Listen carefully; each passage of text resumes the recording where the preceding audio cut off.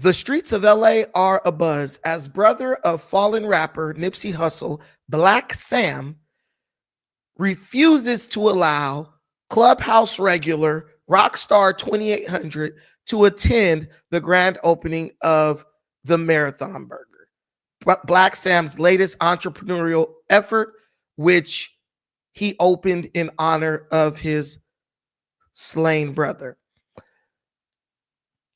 I am going to tell you what I think about this situation, but first I need to allow you all to view this video that you see right here so you can understand how this took place and the details of the situation. Check this out. Hey, listen, bro. Listen, bro. Listen. Come on, bro. If the gang demonstrate for hustle, this is what I'm telling you. Don't come over here. Don't come over here trying to hey, guess what? Go do something and come back. Don't get cracking and come back. That's what I said, bro. All that internet shit comes on. Listen, when I'm big, trying to holler at you, bro. It ain't hollering at me. A nigga disrespect, bro. You do what you supposed to. Who disrespect, bro, to me? Don't nobody disrespect, bro. Any nigga that disrespect, bro, when you in that prison, bro. You better smack. In their prison, ain't nobody disrespected, bro, in my prison. I'm on the internet. When you see that internet shit is weak, bro. When you see it get cracked, when you see it get cracked, I can't tell. You know what's happening. I can't tell. You know what's happening. It's not gonna happen to Black Sam. I can't tell. It's not gonna happen to Black Sam. How you gonna kill? So there you see Black Sam going at Rockstar2800, basically saying that Rockstar2800 is allowing people to disrespect the memory of his brother, Nipsey Hussle, and he's not demonstrating or getting active, which means basically going off on the person in a violent manner, or it could be something as simple as correcting the person or refusing to allow the person to say things that would be deemed disrespectful or inappropriate about Black Sam's brother, Nipsey Hussle. So as you can see, Black Sam is in a situation where he's at the grand opening of his establishment. He's surrounded by dudes from 60 Crip, people who he grew up with, people who were great friends of his brother, rest in peace. And he's basically turning up on this guy. Rockstar2800 later on told people that the person that Black Sam was referring to is none other than No Jumper regular Whack 100, a very controversial figure in these LA streets. Allegedly, I don't, Whack 100 said some things that were taken as disrespect about Nipsey Hussle, or said some things about Nipsey Hussle that were taken as disrespect by Black Sam and other members of the Rolling 60 Crips. And Black Sam is getting at Rockstar2800, saying, bro, be disrespecting my brother. He be disrespecting Hoffa, as Nipsey Hussle is affectionately called, and you're not doing anything about it. You didn't do anything about it.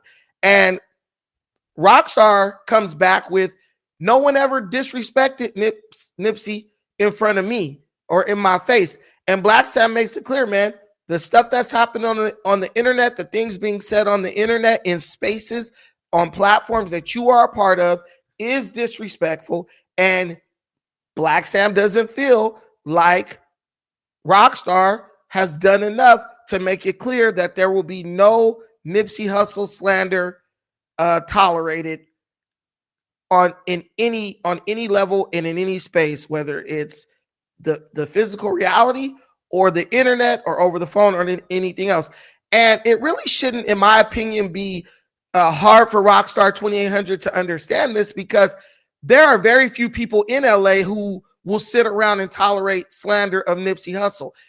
I'm from Long Beach. We have plenty of rappers from Long Beach, Compton, all that. And I will tell you, Nipsey Hussle, in my opinion, is far above these other rappers. I mean, not just, as far as his raps. I love his rap music because it was motivational, although it was a bit ghetto. in some instances, and some of the messaging in there was not great. But the overall message of Nipsey Hussle was, you know, hard work, dedication, and it was motivational music.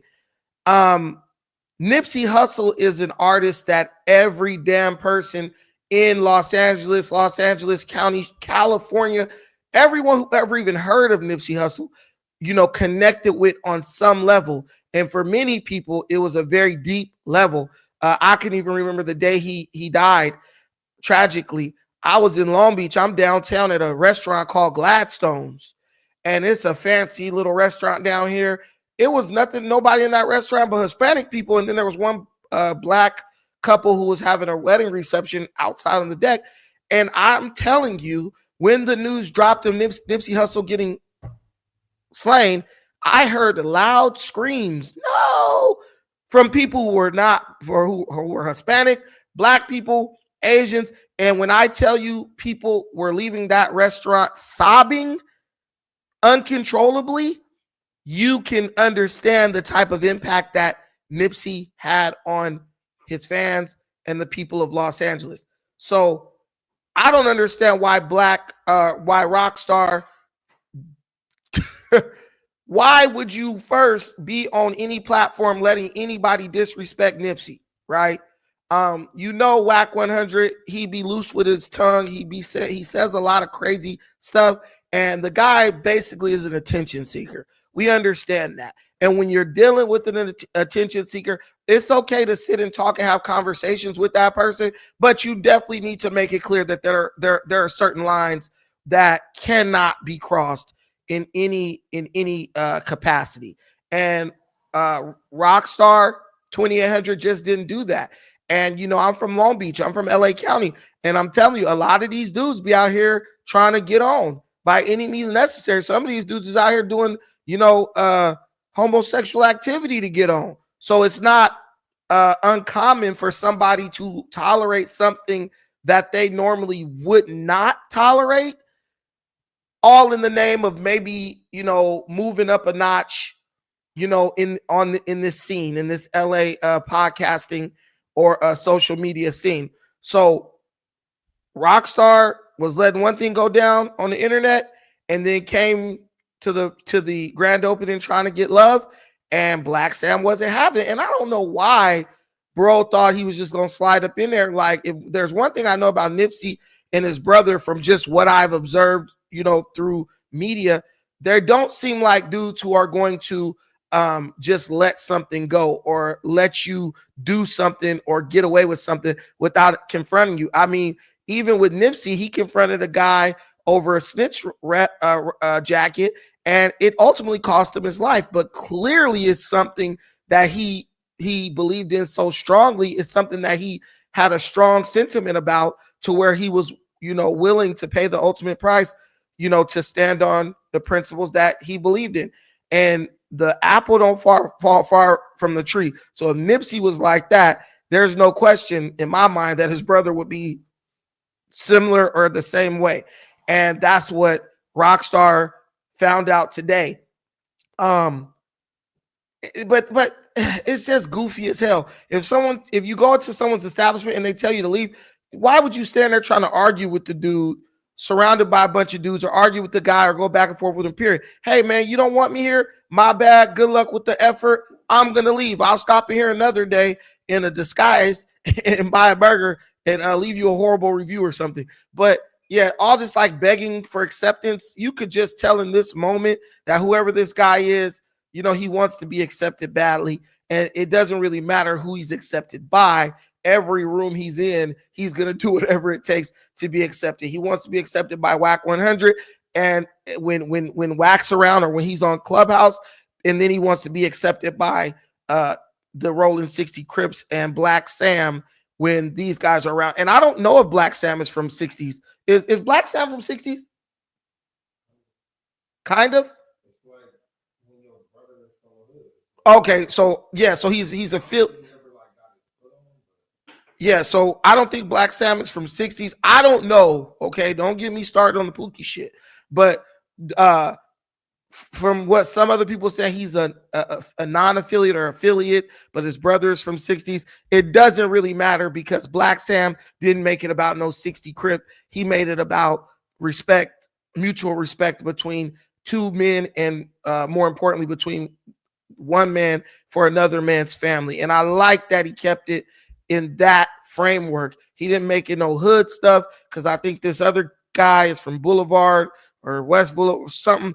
Don't get me mixed on the gangs shit. Y'all goofy for even still trying to be gang banging at 30 years old and shit. So don't even get me started on that. But the whole point is Black Sam stood on his principle.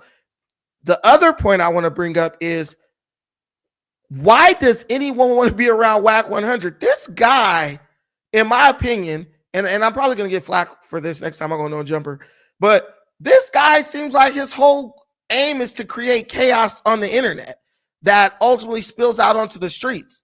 And for as much as people talk about Adam 22 on No Jumper, I don't see Adam 22 really starting shit. I see the black dudes on there starting stuff amongst themselves, and Adam 22 is like, if the dudes from the hoods are boxers, Adam 22 is the he's the damn owner of the arena that they fight in. He really don't care either way. He's getting what he wants, no matter who wins, no matter what the outcome is. So I want to play another part of this clip, which to me is absolutely disgusting, where Whack 100, it seems, is encouraging this dude to like crash out in that situation. Like, how you gonna come at me, what's happening, and then you ain't telling him what's happening?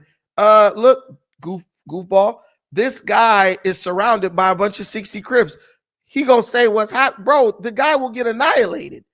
The fact that you got someone who is older than 40, probably older than 45 years old, saying some silly shit like that just tells you, man, you kids stay out of gangs, man. Don't listen to these old dumbasses. They're not smart like that.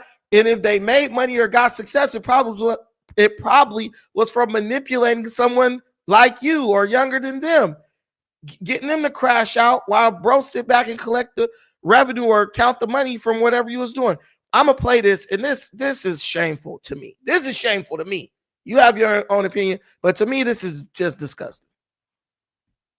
How you gonna tell me what's happening? You didn't tell him what's happening. Come on, bro. Come on. Nope. I ain't taking your what's happening. Come on, Wack. I ain't taking listen. No, everything should be Swiss cheese. Yo, Rockstar, no, bro. Bro, this would everybody get their turn. This your turn. Ain't no, you got marked out. So he says, how you gonna tell me what's happening, but not tell this dude what's happening? I ain't taking your what's happening. Then he said everything should have been Swiss cheese. What is that? What is he saying? Because Swiss cheese to me has holes in it. So are you saying everything should have got shot up? Or come on, man, this is ridiculous. This is, to me, so freaking ignorant. This is, I'm telling you guys, as much as you see African-American people glorifying gangbanging and glorifying specific people within specific gangs and stuff, man, none of these guys are cool, bro. None of these guys are honorable, should be looked up to, none of that. They're gang members. You can respect them as men. Hey, I respect you. There's mutual respect. But as far as like, you know, looking at them like they're people who are examples of how you should be living, no, bro. No. I feel like I just heard this guy tell this guy he should have did some type of violence up there. And then he says, oh, bro, it was just your turn. Everybody gets their turn. Your turn to what? Get packed out at the grand opening of the Marathon Burger and put a permanent stain on something that otherwise should have been and would have been a peaceful event? Like, what? Oh, my God. Like, I don't understand it. I know y'all got y'all sides and people y'all love and people y'all hate and people y'all don't like. But, bro, I'm sorry, man. Anybody who could still even want to be in the presence of somebody like that is crazy to me. And then you hear the dude Rockstar, come on, Wack, come on, like you begging, like, nigga, what is wrong with you? Like, come on, what the hell is that? I swear, I feel like I was a fly on the wall at a conversation between Darth Vader and Darth Sidious, his Sith Lord. like this dude's in the shadows you know, pumping these dudes up to go crash out and do silly stuff. But, you know, it's so funny because you'll hear somebody say, oh, the reason why stuff is violent is because some rap music or something like that. Because you know why? Because you've never heard the conversations that take place in the confident spaces of hood booger politics, right? Like this conversation you heard between Wack and 2800 or Rockstar, in 1995, you would have never heard that conversation. You would have never heard this guy basically say, you should have switched cheesed everything up. It would have been said, it would have taken place, and some dumb young fool would have went out and executed and shot some shit up, but you would have never known that there was an older man who should know better who told this dude to do that. And then you would have been blaming the Jewish people because they control the music and they making us do that. Ain't nobody making these fools do nothing other than fools older than them who ain't gonna do it, but want them to do it. Because, I mean, there's footage out there. There's footage out there of a certain somebody getting ramped up out of some concert by the same dudes that's in this video. I didn't see anybody switch cheesing anything. And please don't switch cheese me. Don't switch cheese me for saying this, because somebody has to say it, because it seems like right now in LA, nobody's man enough. That's why I stay in Long Beach. There's a video of a certain someone talking about Swiss cheese and something, getting ran out of a concert by this same hood, 60 Crips. Where was the Swiss cheese, my friend? Or were we lactose intolerant that day? Thank you guys for, well, you want me, wait, I gotta let you guys hear the rest of this ridiculousness. Any nigga from the street that what you gonna tell you, bro, that got marked out. Nipsey Hussle's brother, Black Sam, turns up on a Crip named Rockstar, man, because he feels. Okay, so bro is like clowning him. Oh, you got marked out. You got marked out. Wack 100 is telling Rockstar, you got marked out. Ask any Crip. Oh, you got marked out. Bro, to me, it just sounds like bro is trying to put a battery in bro back so bro will go do something, trying to attack the man's ego so he go home, drive home, think about it, get mad, and go do something. I mean, that's how this stuff happens. You got some guy who should know better with damn gray in his beard. Look at me. I got gray in my beard too. I ain't going to tell nobody, young or old, you should be going to do something because you got marked out because someone simply asked you, told you they did not want you to attend the grand opening of their business. Shit, if the casino in Vegas kick you out for life, you don't see this fool talking about, yeah, bro, you should go over there and Swiss cheese the place. Man, it's a business. It's an event. Bro don't want you there. Bro ain't no gang member like that. Respect it and keep it moving. See, that's the difference between wherever these dudes is from and where I'm from. Like, why am I getting into fucking story time right now? This is why I need to do live streams, because then I start going on a tangent. But man, all I know is when I was younger and I was in my hood booger days, listen, man, we might be hanging out on a porch, hanging out in an apartment building, whatever. If the people who live there was like, man, we can't have y'all out here hanging out, would y'all please leave? Listen, all respect, man. This is where you got to live. This is your business. This is your livelihood. This is something you're trying to do. It doesn't cost me anything to leave. And this place succeeding or failing doesn't take no money out of my pocket. You know, I'm going to leave. Sorry for the inconvenience. I'll see you later. Hey, bro, I'm going to leave today. You know, let me tell you how this little booger should have handled it. Look, bro, I'm sorry.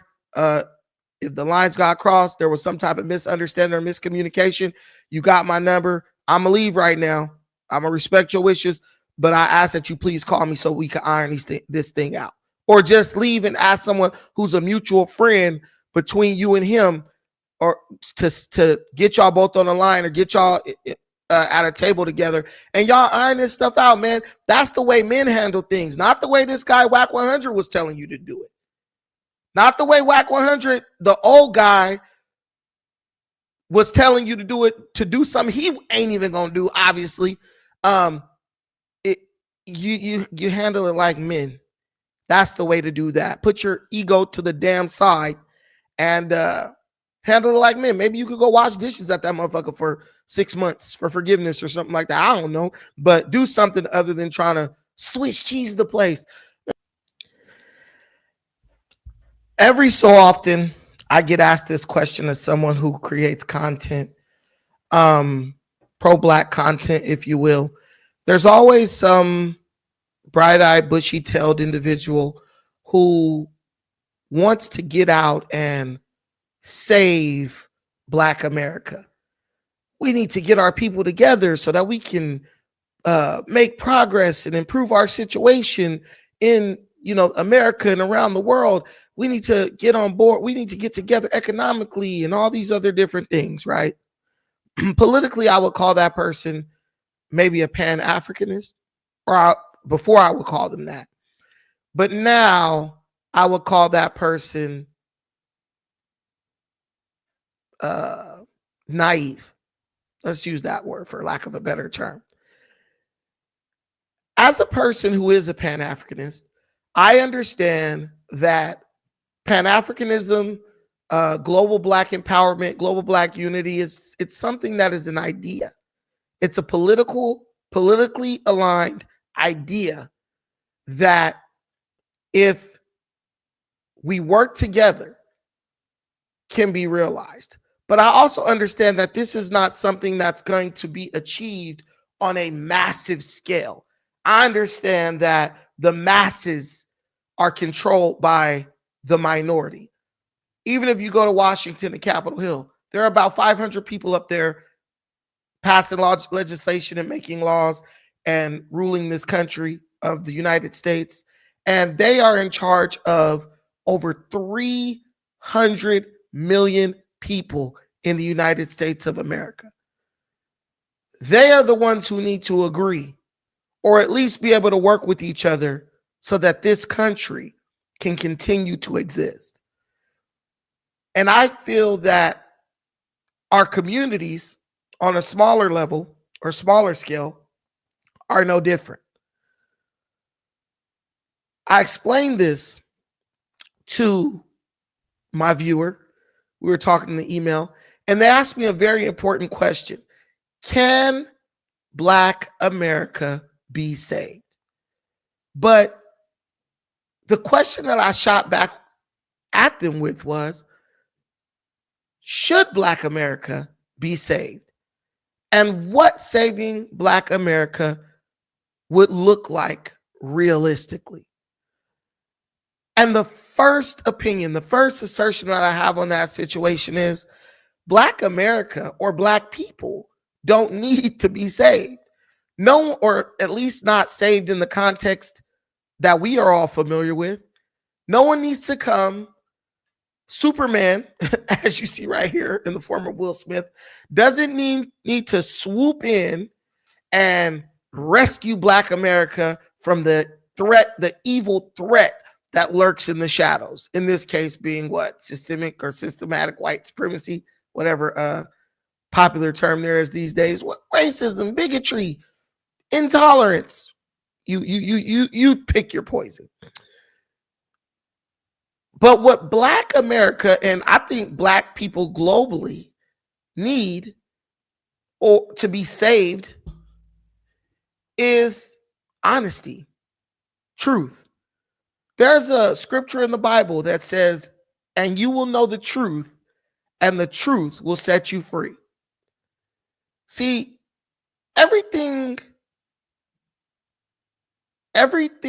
that African Americans claim to be in some way, shape, or form revolves around slavery. The time that we were placed in inhumane bondage by Europeans and shipped all over the world to work as a foreign labor force, a slave labor force for their collective or economic gain. There's so much about who we are and so much about who we choose to be that is deeply rooted in that enslavement or in that bondage. So is it that Black America needs saving, or is it that Black America needs to be freed? And when I say freed, I don't mean freed physically. I mean freed mentally, psychologically. The only way to truly ever free someone is by telling them the truth. Telling them the truth in hopes that they grab hold of it and utilize their newly found or newly learned truth to effectively change their position in the world that surrounds them. If you don't have truth, you don't even know where to begin when it comes to taking your place in the grand scheme of things. And if you look at the condition of Black America, you can see that that is exactly what we are suffering from. On one hand, believe and achieve. You can do anything you want. But the minute you decide to take one step towards doing anything you want or whatever you want, there's always the naysayers telling you how you can't do anything because from the time of your inception or from the time that you set foot on this continent, there has always been this invisible force working every day, 24 hours a day, around the clock to hold you back. I've had people who graduated from college, PhDs, tell me how Black folks can't do nothing because the white man is always holding us down. I've had some of the most intelligent people I've ever known tell me how there's no point of even attempting to do anything in this country because no matter what you do, you're going to have to work 15,000 times harder than everybody else to get the same result. This is true. This has happened to me. I've witnessed it, and so have you. And me, in my 39 years on this planet, I just haven't found that to be true. I have yet to see the thing that cannot be done or achieved by an African American if it is what they decide to dedicate themselves to. I always bring up the example of Pookie and Ray Ray. You could take the most financially destitute Pookie, gang member, drug dealer, whatever you want to say, homeless person. And if that man happens to be walking down a certain street on a certain day at a certain time, and he sees a car that he falls in love with, I have never seen a Black man or woman who, with a little bit of concentrated effort, cannot go out and get that car. And you've all seen it. I've never seen a Black man or woman or family see their dream home and I want a house just like that, within reason now, that they couldn't go out and work to buy. Everything we want, we get. And the things that we want, but we don't obtain, I question whether you really wanted it in the first place or if you wanted it enough to go out and get uncomfortable to get it. So does Black America really need to be saved? Or does Black America just need to be told the truth? Does Black America need for the rest of the world to say, you know what? We understand the excuses and we understand the reasons. But at the end of the day, to quote Les Brown, the reasons don't matter. The only thing that matters are the results. And you shall know the truth, and the truth will set you free. But there's one common factor. There's one common denominator that I find among all the people who are telling me about what they can't do or telling me about what I can't do. The one common thread that goes, that stretches between that narrative is that those people have lied to themselves to a certain degree.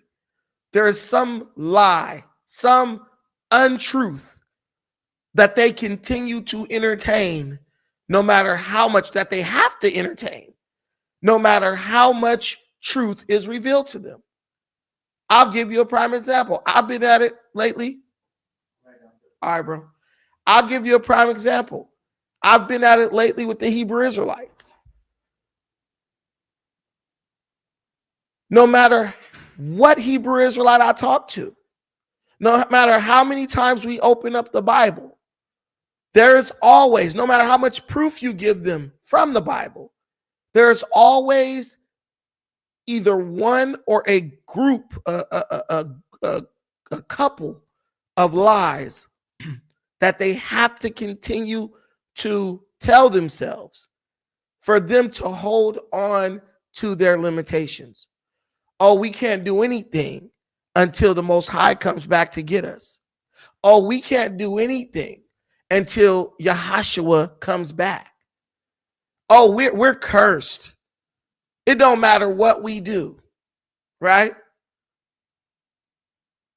There are some well-placed, strategically placed lies that allow them to continue to fall back on that self-destructive reasoning. Whether it's all white folks is the devil, or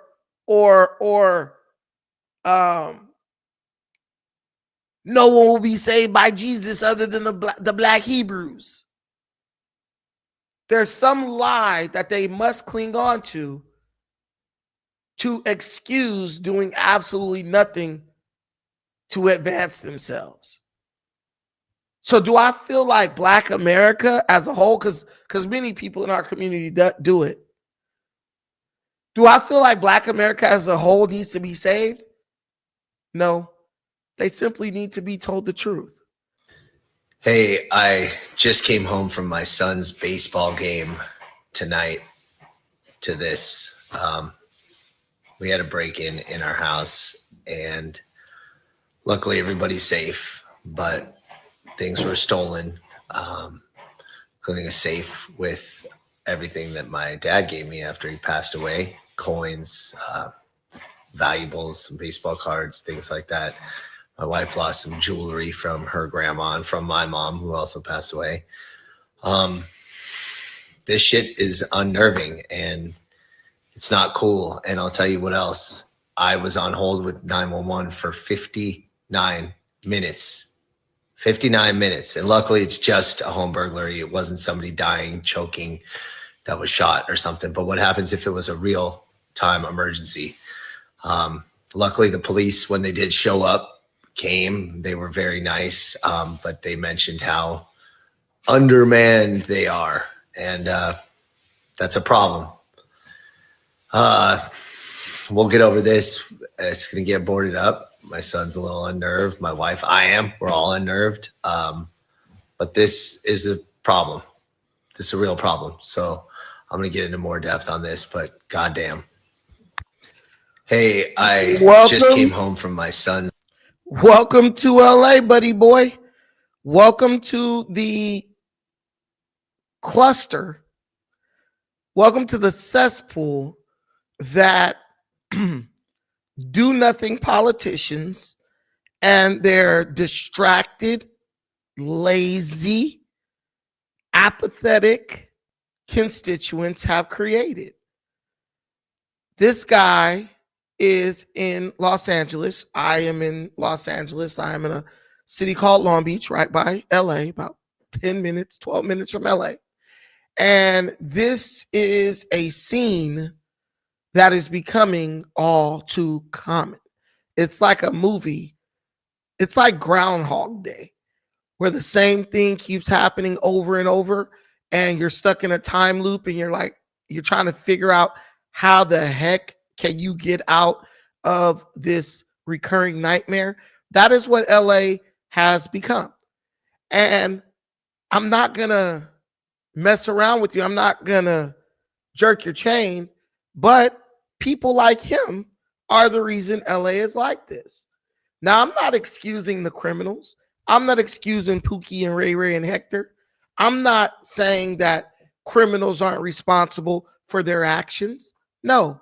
What I'm saying is, if you do a crime or you commit a crime, you should be ready to do the time or face the consequences. But when you have a system in Los Angeles that is anti-law-abiding citizen and is pro-criminal, what do you expect? And when you have this system being emboldened by constituents or citizens who feel so much empathy for those who break the law that they are willing to continue to vote for politicians who run on soft on crime policies, I mean, what else do you expect? This guy said he lost a safe and he lost some baseball cards. And he says, my family is unnerved. My son is unnerved. My wife is unnerved. No, bro, your wife is scared. Your son is scared. You can use whatever colorful language you want to describe how they feel, but they are absolutely terrified. And they're probably even more terrified because you, as the man whose job it is to protect the family, are basically acting like it's no big deal. And you, who's the man who's responsible with protecting the family, because you kind of look like a liberal, probably sat up and told them how great it was that the city of Los Angeles or the state of California was letting out violent criminals. You, the man who's supposed to protect them, probably voted for politicians who ran on soft on crime policies. And you probably preached the gospel of Kamala Harris and Gavin Newsom to them, telling them how, oh man, it's systematic white supremacy that's hurting these black people and these Latino people and these poor and disenfranchised people and these homeless people. And that's why LA is violent. It's not really because these people are bloodthirsty criminals. It's because they just don't have enough opportunities. And they know that you are probably so stubborn in your way of thinking that next election you will continue to support these politicians who have overseen the castration of the Los Angeles Police Department. And I love the way that he says, well, when the cops came, they were really nice, but they talked about how they were understaffed.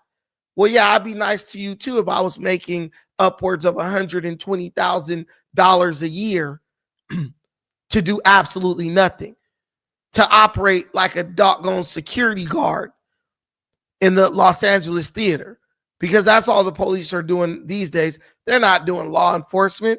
They're only observing and reporting like security guards. They purposely take their sweet time to get out to a situation like this. So by the time they get there, the assailant has fled the scene and they don't got to do any paperwork other than write up that your house was vandalized and that the criminal got away. Now, let me ask a question.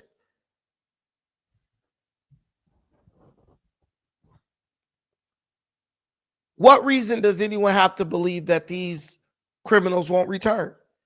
I mean, let's be honest. They ransacked your house once, nothing happened. What are the odds that they'll just come back a couple of weeks or months later and break in your house again and take stuff again? Because if you know anything about crime in Los Angeles, these criminals don't just stop at hurting you or victimizing you once. They will continue to victimize you if they know or they feel like you're not really responding to what they're doing in an effective way. This guy will be burglarized repeatedly after this incident because they know that if he calls the cops, there's no chance that the cops are going to come in any reasonable amount of time to where they could possibly be caught. It's absolutely nuts. But hey, you get what you vote for. You're in Los Angeles. Los Angeles County overwhelmingly voted Democrat in the last presidential election, and they overwhelmingly vote Democrat in the local elections, whether it's mayor, governor, or any of these elections that matter. So guess what? You keep doing the same thing, you're going to keep getting the same doggone result. And it ain't looking good for the near future in Los Angeles. I mean, the guy's almost smiling. To me, he's not distraught enough. He's not pissed off enough. Talking in a calm tone, showing you how his glass was broken. No. People who are pissed off change things. People who are sitting back trying to rationalize and reason on why it ain't so bad. Those are people who are willing to do the same nonsense over and over again until eventually they pay the ultimate price. There's also a situation that happened similar to this in the city of Boston. Good evening, everyone. I'm Ken McLeod. Thanks for joining us here on CBS News Boston. We are just about to hear from police and city officials.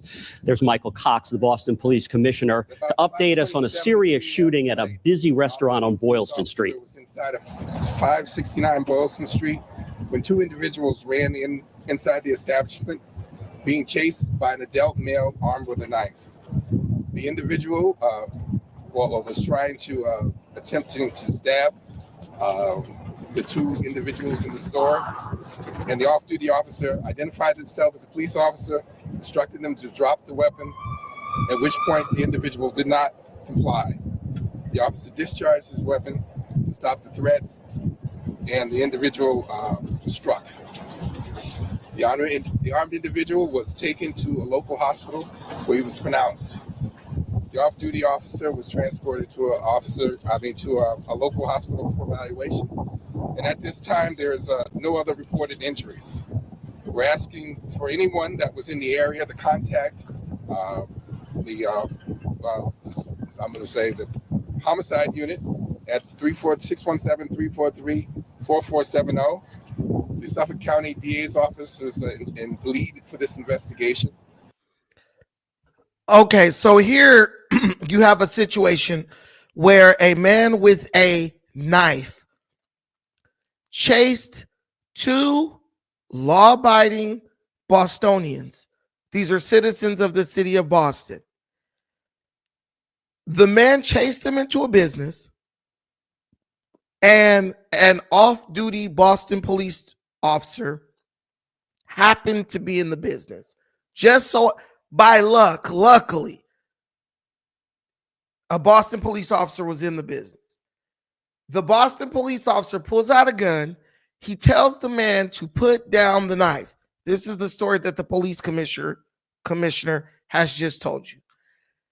The man is so deranged, angry, or out of his mind that he ignores the orders of the police officer and continues to advance with the knife, trying to delete these two people.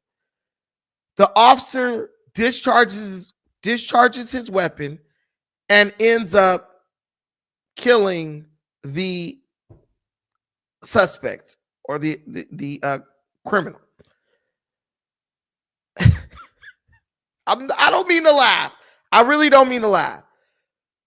But the response to this incident, right, after the officer was injured by the knife-wielding criminal, the response to this incident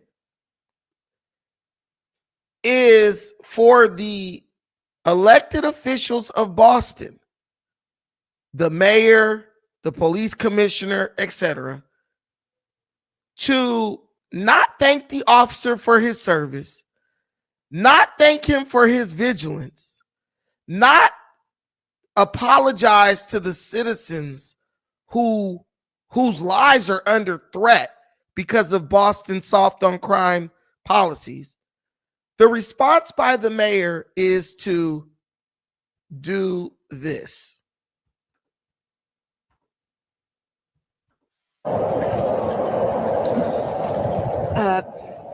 My condolences and all of our thoughts are with the family of the individual whose life has been lost.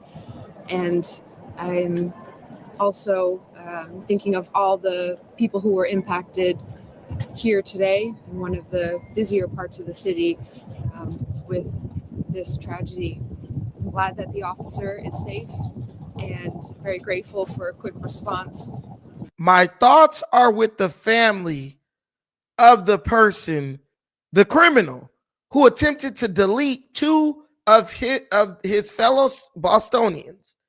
My thoughts and prayers are with him and his family because he lost his life. Right? Their sympathies and their apologies to him. Their thoughts are with the people who are impacted by this event. Like, lady, listen. First and foremost, you're apologizing to the family of a criminal. Secondly, your thoughts are with the people who are victims of this crime. But what are you doing to prevent crimes like this from continuing to happen? The mayor of Boston has been called out dozens of times for what people are saying are socialist, communist policies that are soft on people who commit crimes and create an environment that is very unsafe for the people, the law-abiding citizens of the city of Boston.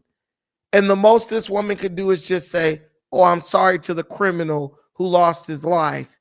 And my thoughts are with the people who potentially could have lost their lives because knife-wielding maniacs are roaming the streets of Boston.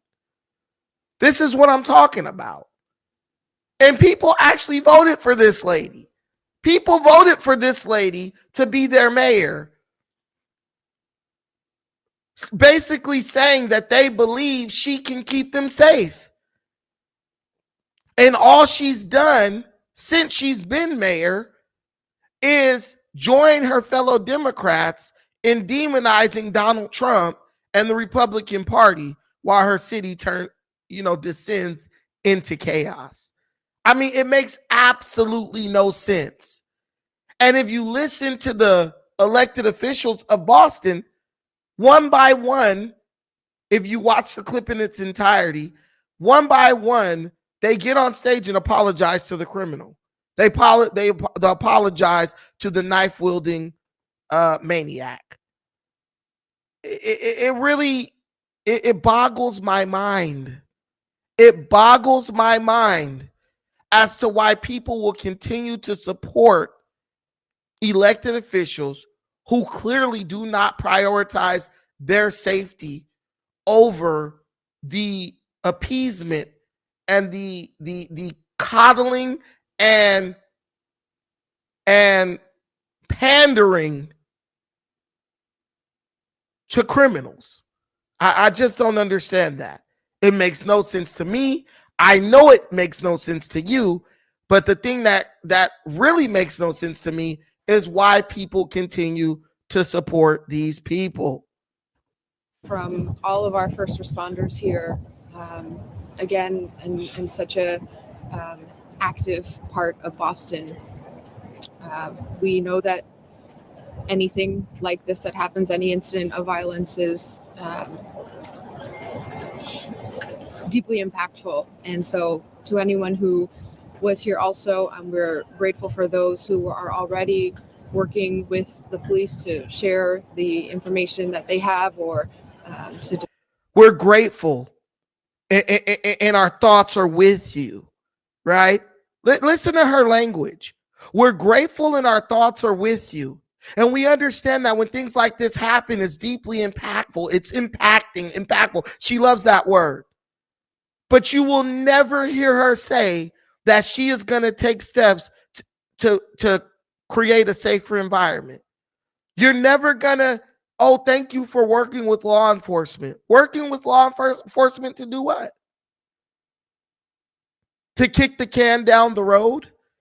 I'm sorry, but if I almost get stabbed by a crazy maniac, I want my mayor on stage telling me what steps she's going to take immediately to make this situation, my city safer.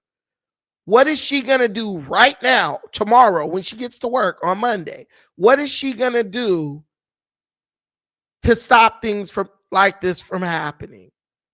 The reality is she's not going to do anything. The reality is she's going to kick the can down the road because that is what the people who she works for want her to do.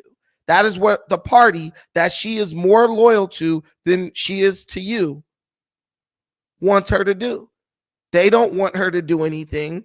Therefore, she's not going to do anything. She's going to continue to watch you be repeatedly victimized. She's going to continue to watch you and other citizens like you be victimized. And if it actually results in you losing your life, she's going to get on stage and say the same lame ass company lines, spew the same lame crap that she's spewing right now. Well, it's deeply impactful and we're grateful to the people who yada, yada, yada. Sounds just like Brandon Johnson, sounding just like Gavin Newsom, sounding just like Karen Bass, sounding just like every mayor of every liberal city, sounding just like the lady who was the mayor of San Francisco. Oh, we're grateful in gratitude and it's impactful and we appreciate, but never going to tell you what they're going to do to stop it because they enjoyed this. They like this stuff. They feel like this is the utopia that they would like to live in, where criminals roam free, the police do nothing, and all the law-abiding citizens can do is try to get the heck out of Dodge. It's disgusting. It's absolutely ridiculous. And I don't know why the residents of these liberal cities continue to put up with it. I don't know why. And I'm a resident of a liberal city, but I'm not putting up with it. I'm voting against these jerks. I'm voting for safer streets.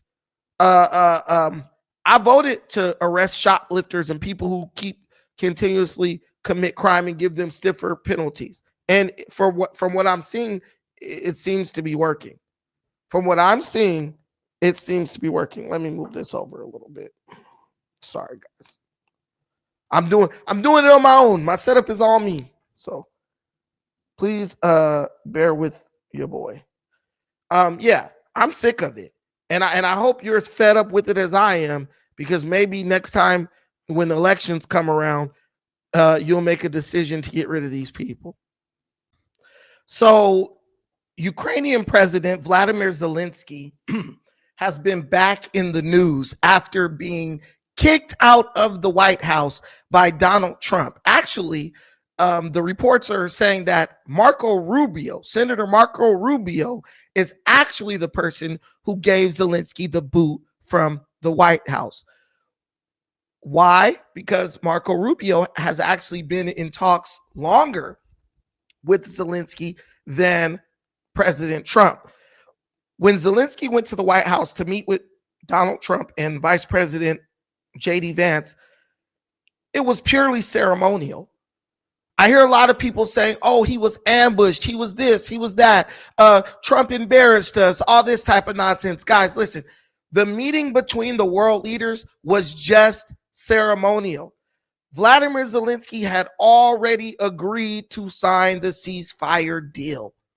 But Vladimir Zelenskyy used the opportunity to be in front of all those cameras, to be at the White House, to make a pitch to the American public to continue to finance the war in Ukraine, to continue to send billions and billions of dollars of our taxpayer monies to Ukraine for their war effort. That's not what he was there to do. He was there to smile, shake hands, sign a ceasefire deal so that Trump can get credit for putting an end to the war in Ukraine. He did not do that. And that is why Marco Rubio, Donald Trump, and J.D. Vance were incensed at him to the point where he was asked to leave the White House. Now, Vladimir Zelenskyy is on Fox News the day after the debacle, basically begging for another opportunity to go do what he was supposed to do a couple days ago, to get back in the White House with Donald Trump and JD Vance and sign the ceasefire deal.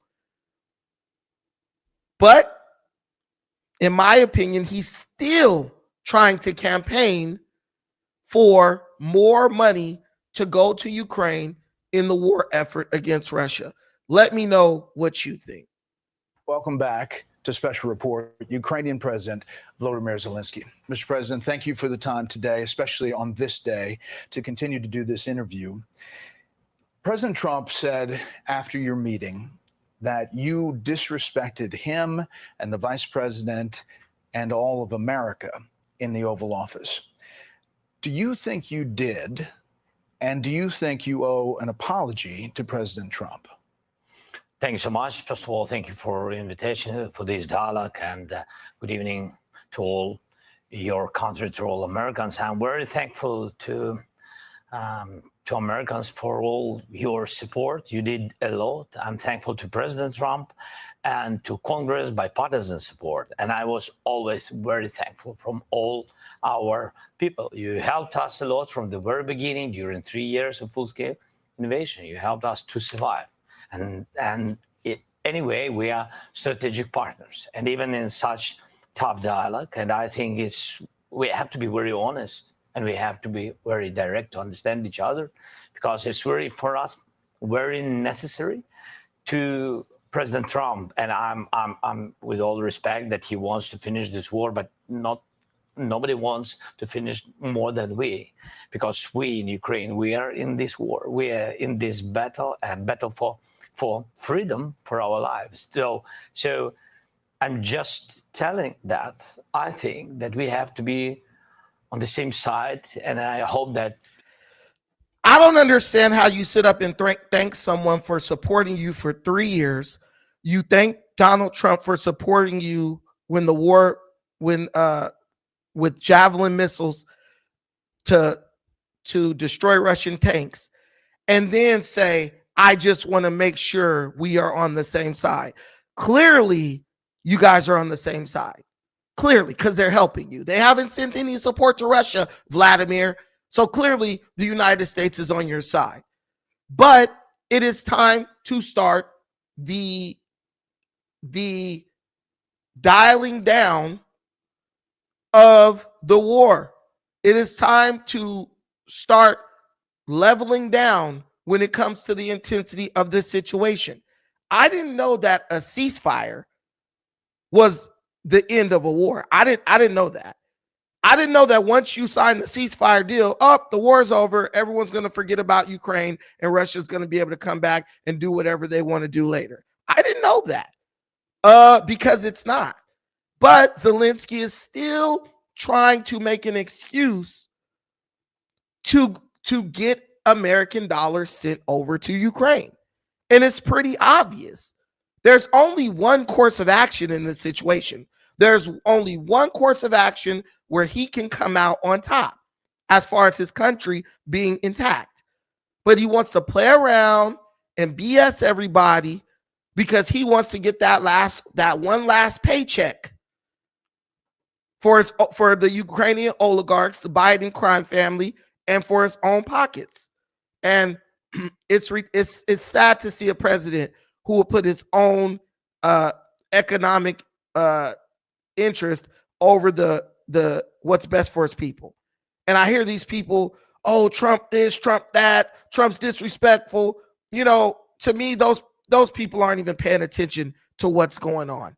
Those people just don't like Donald Trump. And so whatever Trump does, they're going to be against it.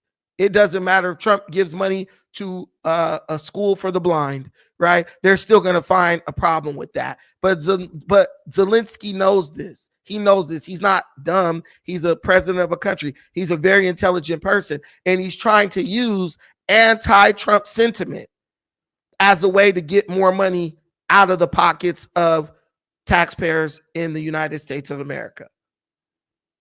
That's all. How does the war end? How do you get to a deal? You're at a place right now where there is no deal.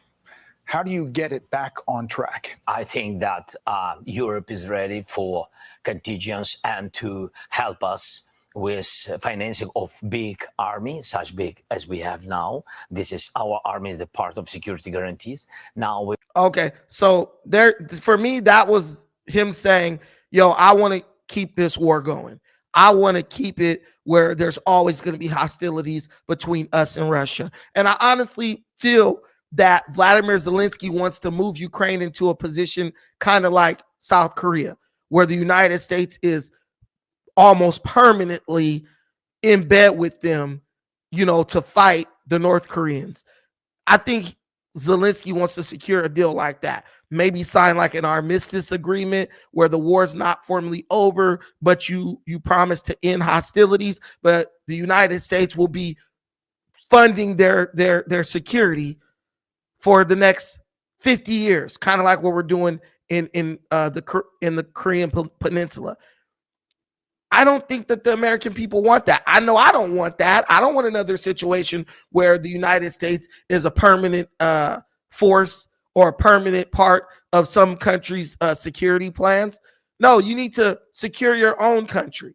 And he says, oh, Europe is supporting us to maintain a big army like the one we have now. You mean the one with a bunch of conscripts and people who shouldn't even be fighting on the front line getting deleted? That's sustainability to you?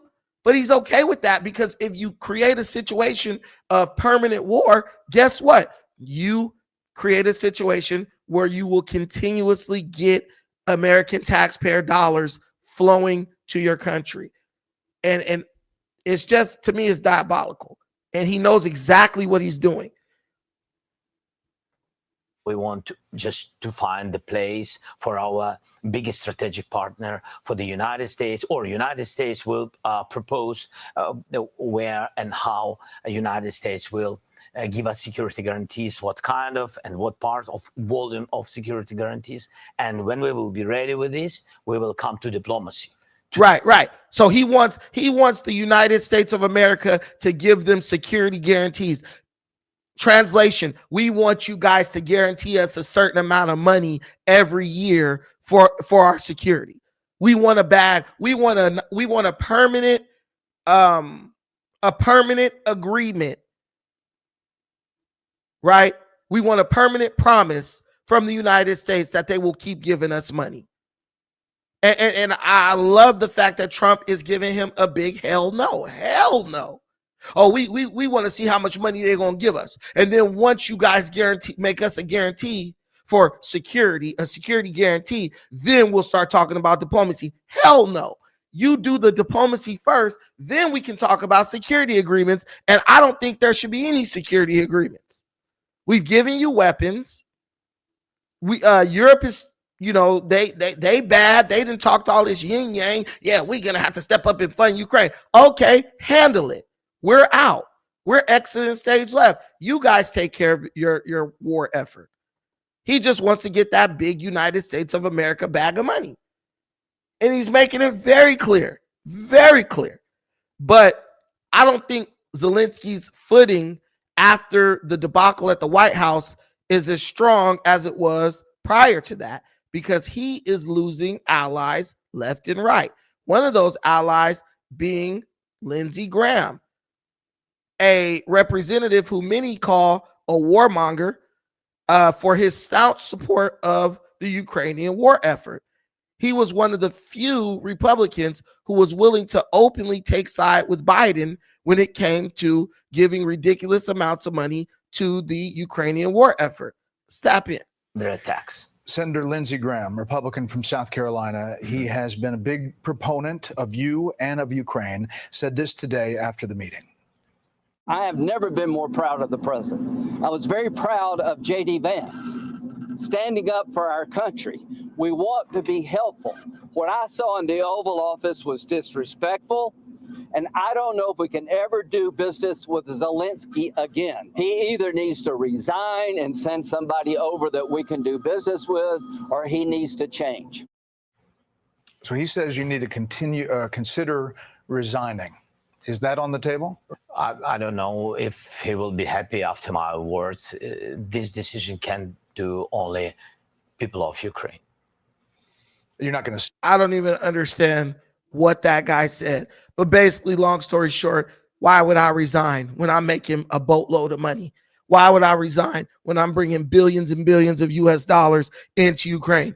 The Ukrainian oligarchs won't even allow him to resign because he's been so effective at fleecing the American people to the tune of $350 billion. So he's not going anywhere. And Lindsey Graham, you were the old fool who sat up and believed this jerk when he was telling you that he wants to be allies with the United States and that they're going to keep fighting and they're going to win this war and all this stuff. Ain't it funny how it went from they were winning the war a couple months ago? They were saying they were winning. Now they're getting utterly annihilated.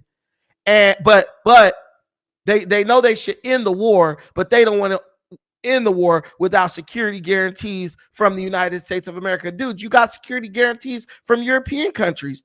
The British got just as much as we have, right? Germany has nukes. Spain has nukes. France has nukes. All these countries have nuclear capabilities. Why don't you do a security agreement with them and leave us out of it? Because they want that big American bag. Has nothing to do with the security agreement. Has everything to do with we want American money. We want American money flowing into our country to boost our economy up. Democrats have had the opposite reaction to the Oval Office meeting. Democratic Senator Chris Murphy from Connecticut posted this. What just happened in the Oval Office was a planned ambush designed to help a brutal Russian dictator and hurt America's security. Trump has become Putin's lapdog, and America's global power is hemorrhaging as America sides with dictators over democracy. What an embarrassment. Do you think the confrontation in the Oval Office today was pre-planned, like Senator Murphy suggests? I don't know. You don't know? You think maybe? I don't know. No. I don't. I mean, I don't know about it. I think no. I think it was just a really tough situation because we've been very open, very direct. What set you off? What made you mad? Because they said your tenor and tone set that. It's not about mad. It's not, Brad. You see, how to say? When you are in the United States, and for example, president or vice president or somebody or senators, it doesn't matter, big politicians, yes, when they, for example, say that Ukraine is almost destroyed, that our soldiers run away, that they are not heroes, that Ukraine lost millions of civilians, that his president is dictator, you know? What is the reaction? It's not about me. The reaction is that where is our friendship between Ukraine and the United States? That's No. Don't try to come back and be like, where's our friendship? When you got on stage to campaign for Joe Biden and Kamala Harris and the Democrat Party, you were you were basically in agreement with every negative lie that they told about Donald Trump. Now you want to come back and say, oh, when you say bad things about us, well, where's the friendship in that? You didn't want to be friends. You didn't want to be a friend of America because you were in support of a regime that was selling America out on a daily basis to foreign interests, including but not limited to yours. Stop with the oh, you hurt my feelings garbage. No. You chose your side. And now that side did not win, now that Biden's out, Kamala Harris is out, you want to come back and say, hey, I thought we were buddies. You're sitting up, he asked you a direct question. If you agreed with the sentiments of Chris Murphy, and instead of saying, no, Trump is not Putin's lapdog, no, there's no proof of any collusion between Trump and Russia. That's not true. We don't believe any of that. You literally said, I don't know, which leaves it open to that being a possibility, even though everyone in America who's honest knows that that's a lie. Come on. Zelensky's trying to play Trump. Zelensky's trying to play the American people, and Trump sees it from a mile away. How can it be an ambush when everything had been agreed upon prior to him actually going into the White House? That's what I don't understand. How could it be an ambush when this man already agreed to sign the ceasefire deal agreement? There's no ambush. The only person who's in violation is Zelenskyy for backing out of what he agreed to do once he showed up to do it. It's totally inappropriate to blame Donald Trump or J.D. Vance. It's not them. It's this guy, Vladimir Zelenskyy. And he has grown fat and rich off of the American people's taxpayer dollars, and he's not trying to stop the money train, period. And it's absolutely ridiculous. I don't like this. I don't like this one bit. Thank you so much for watching this. I appreciate every single thing you do. Till the next time, take care of yourselves. But most importantly, please take care of each other. Peace.